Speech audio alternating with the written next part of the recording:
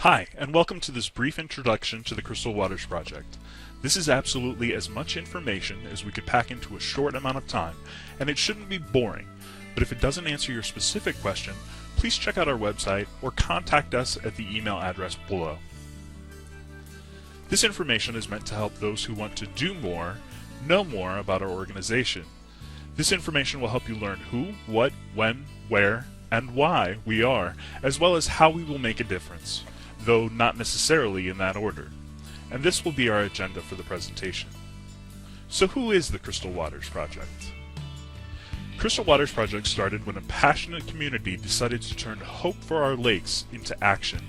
A dedicated group of volunteers has been assembled with a mission to get the word out about the health of Lake Crystal's watershed and what can be done to improve the cornerstone of our community. You should know that by attending one of our events, learning about our organization, or following our Facebook page, that makes you a member. In fact, if you weren't a member before now, even by watching this video, we consider you a member of the Crystal Waters Project.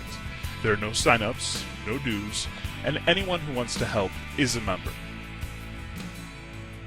The mission of the CWP is to restore a healthy watershed that would improve the water quality of our lakes, to promote good stewardship and better management practices throughout the entire Lake Crystal watershed.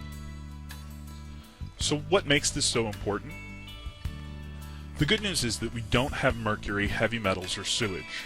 We do, however, have nitrogen and phosphorus. These are naturally occurring elements. They have always been and always will be in our lakes. Unfortunately, the levels of these nutrients are way out of balance. The excess nitrogen and phosphorus leads to algae. With the heat and the sun, these algae form massive colonies called algae blooms. These blooms are cyanotoxins, which give off microcysteines and anotoxins. And while it may sound overly scientific, the results are very real. In humans, it can cause liver failure, neurotoxicity, and in pets and even aquatic life, very rapid death.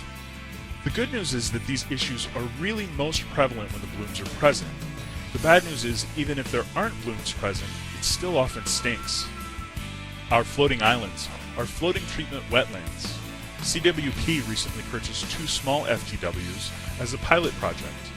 A good indicator the islands are working is the size of the plants at the end of the season. The seedlings in this picture ended up taking over the entire surface of the island and growing in some cases several feet tall. Carp are horrible for lakes. They stir up the bottom, making nitrogen and phosphorus more abundant for algae blooms, and they destroy a lot of the plant life that would take up the nitrogen and phosphorus naturally.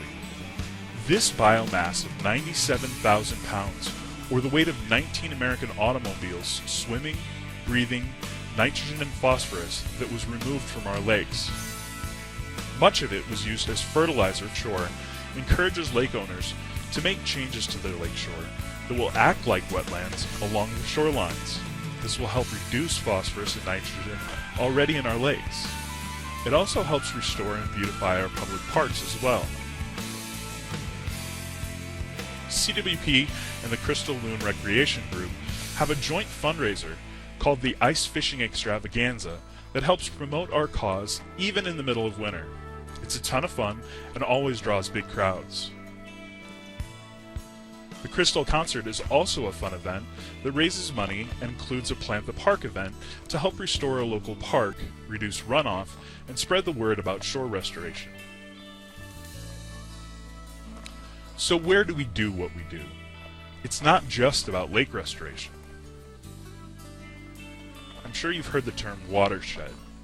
A watershed is all of the area where water runs into a particular body of water. There are civil watersheds, and this is our civil watershed according to the state of Minnesota. But for the Crystal and Loon and Mills Lakes, this is the watershed we're concerned with. And notice that right through the middle of town is the creek.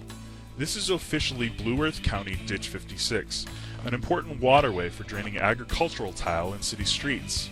And notice there are no holding ponds nor established wetlands currently along this route. So any and all nutrients that enter the creek will end up in our lakes. So how will things be fixed? Fixing the lake won't be the result of a particular project. A couple of floating islands isn't going to restore the entire ecosystem of the lake. Raking up leaves isn't going to dredge the decades of plant matter that make the lake shallow. And restoring shorelines isn't going to make Ditch 56 nitrogen and phosphorus come out of the creek and out of the lake. We know that a lot of these things seem like little drops in the bucket. But it depends on the size of your drops, and our drops are getting bigger every year. This year we've made a huge impact on the lake, kept algae blooms to a minimum, and removed 97,000 pounds of biomass from the lake. We've reached a point where we could really start going after larger and more meaningful grants that will put us in a position to make an even bigger impact.